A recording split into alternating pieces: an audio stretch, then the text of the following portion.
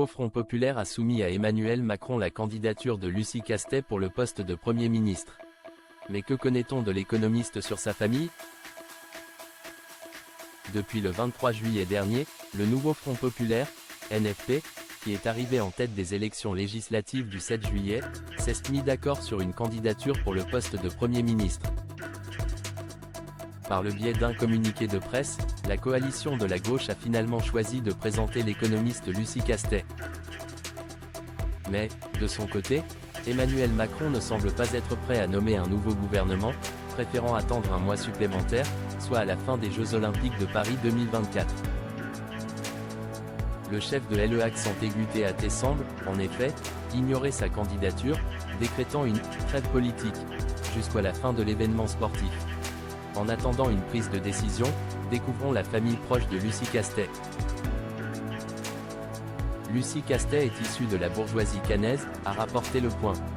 Ses parents sont psychanalystes et la candidate du nouveau Front populaire est proche de son frère Simon. Ce dernier a longtemps dirigé le Swiss Institute de New York, a révélé le magazine. Il s'agit d'une organisation indépendante à but non lucratif d'art contemporain fondée en 1986.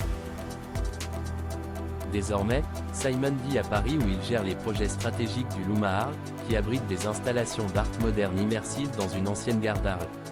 Lucie Castet, aujourd'hui âgée de 37 ans, est également mère d'un jeune enfant. Lucie Castet prête à devenir Première ministre.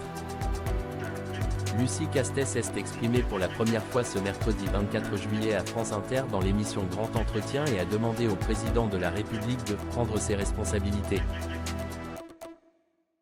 Je suis prête, nous sommes prêts.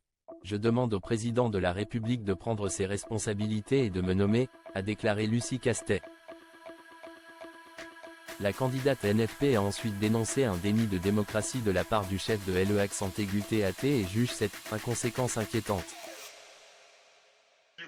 Lucie Castet affirme ainsi qu'il n'y a pas de coalition possible entre ceux qui veulent financer davantage les services publics et ceux qui pensent qu'il est urgent de réduire les moyens. Ou entre ceux qui veulent que chacun paye sa juste part d'impôts et ceux qui proposent plutôt des allègements d'impôts aux plus favorisés. Pour la cofondatrice du collectif Nos Services Publics, une coalition avec le camp présidentiel est impossible.